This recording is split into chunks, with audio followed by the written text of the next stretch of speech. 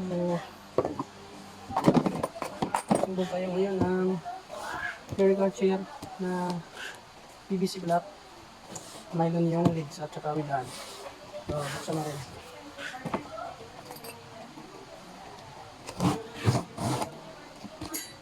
Ayan yung cutter. Ayan.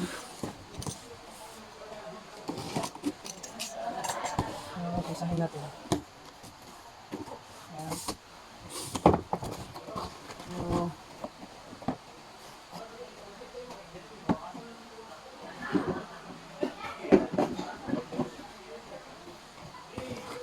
yung caster.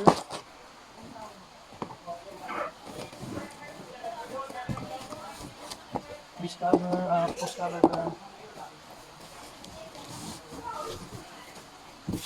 Ito yung batteries. Sabi mo na natin. Ito yung C3.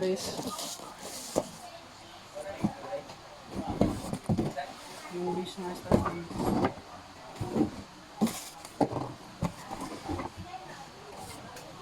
Yung gas nito.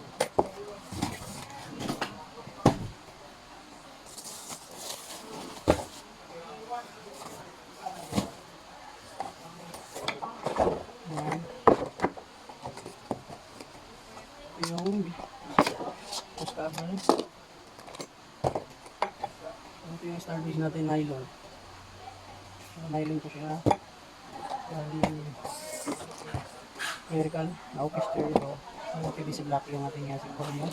So start na tayo sa base at caster. Ayan.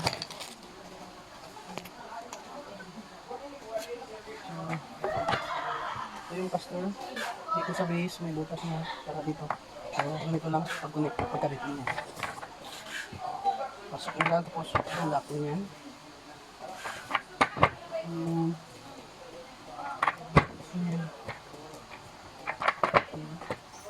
So yun na siya. Pagkatapos is yung gastic o yung hydraulic ito. So ito yung gastic. Ito yung nag-hangat baba sa isang upuan. So gastic ang tawag dito. Lagyan natin ng ganyan. So kung mga upuan din masira, meron kami sa store nito. Ito tayo bumili dito sa store. Hindi ba bumili natin pag gusto ito yung site. Ayan. So tabi muna natin kasi tapos na ito.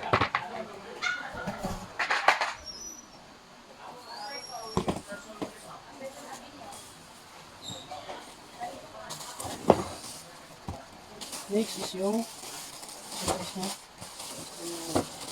Ito muna natin yung sabi na silipin para kita nyo yung sura. Ayan. So yan siya. Yan. So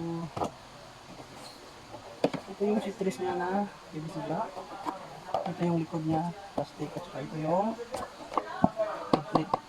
No? Ito yung head plate. Ito yung function nito sa tilting. So dito kayo mag-adjust sa upuan nyo kung masyadong tintong ganyan talaga masyadong nakahiga. Itong losing or tighten or plus and minus. So dito lang i-adjust. So ngayon, tanggalin muna natin to kasi kailangan natin ikabit yung backrest niya. Tanggalin natin. Ayan. Yung head plate niya, naka-attach siya. Tanggalin na natin.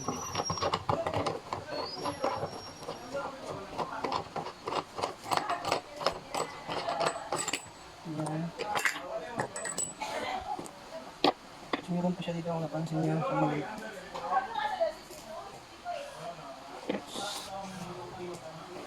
Gamit tayo ng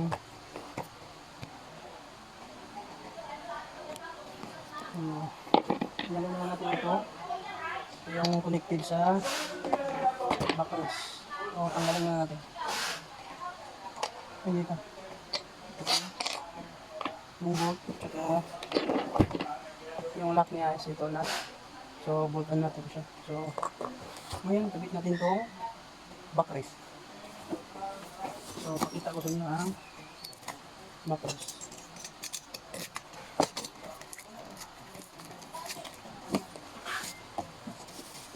siya. Masulitin pa rin talaga kasi bago to.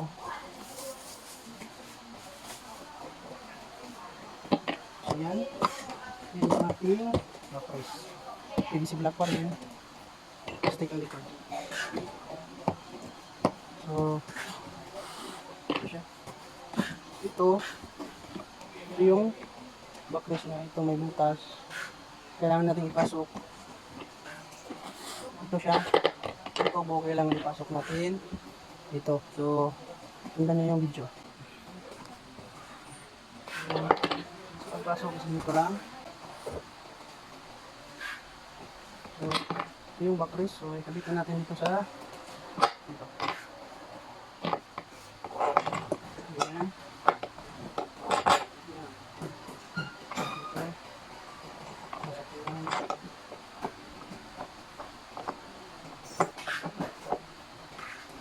Tapos, ito,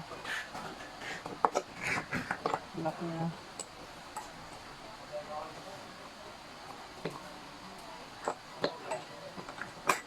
Ganyan.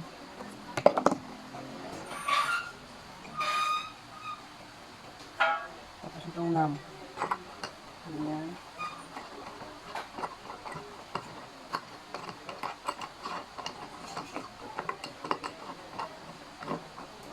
Ganyan. So, lock natin. Lock natin. So, bago natin higpitan, kailangan muna natin ito, dito, para matibay yung pasok natin. Ayan.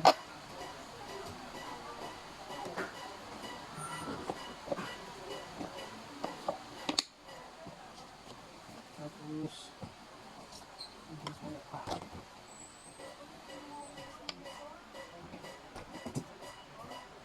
natin ng konti. Siya lang.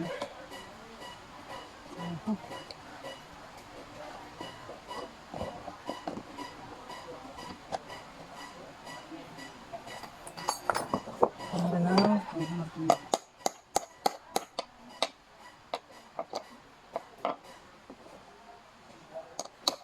So yan. Nakalumpas na siya, nakalabas na. So tapos itong lock natin.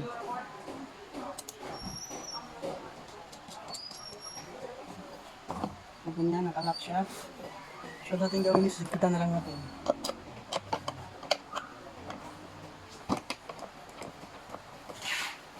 Yan.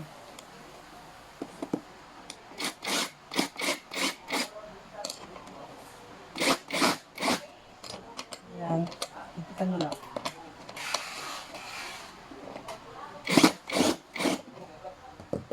Yan. Yan na siya. Kulang na lang is yung arm. So arm. Yan na siya. Next is yung arm niya. Ayan. Ito yung arm. Lagay natin.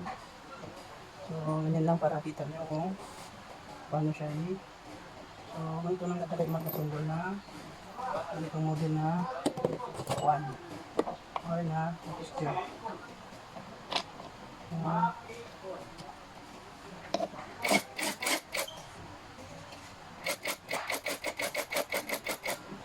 So meron yung 3 bolt. Ayan.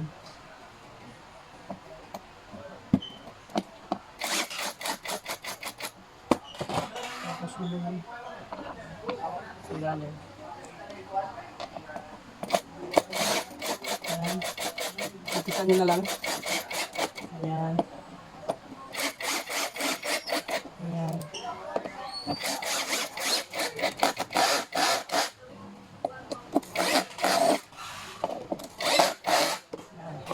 Ito kabilang side na naman. Ayan. So, nakikita nyo meron na yung butas. Isa, dalawa, tatlo. So, dyan connected yung itong arm. Lagyan natin. Lagyan natin ganyan.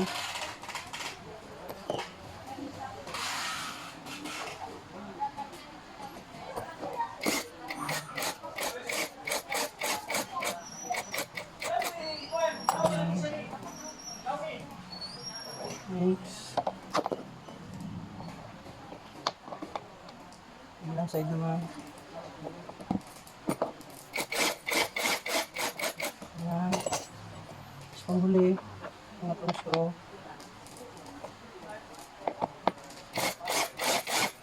Ayan lang. Katapos, sipitan na natin lahat.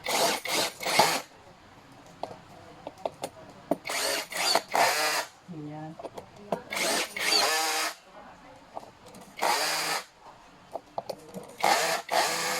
So, yan na. So, tapos na to. Dito siya. So, yan na siya. Ang ating clerical na office chair. Yan, PVC block. Yan. Yan, yan yung likod. Yan siya. So, kapit natin dun sa base or sa star base.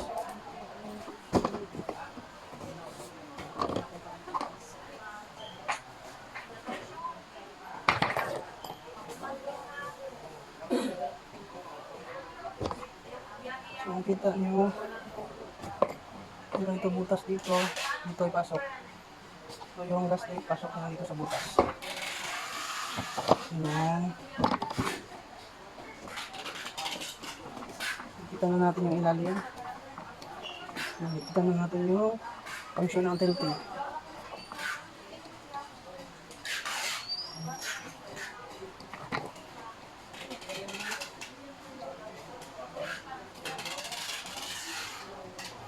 Bali, higpit ito para di siya masyadong mag-tilt.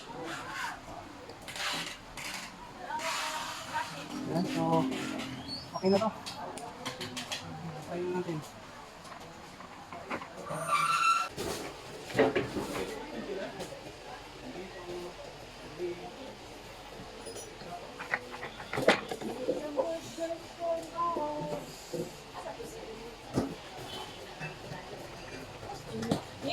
Alog sa ko sa kuha ng nilbig eh. Umauna ko nil. Kadjot lang eh.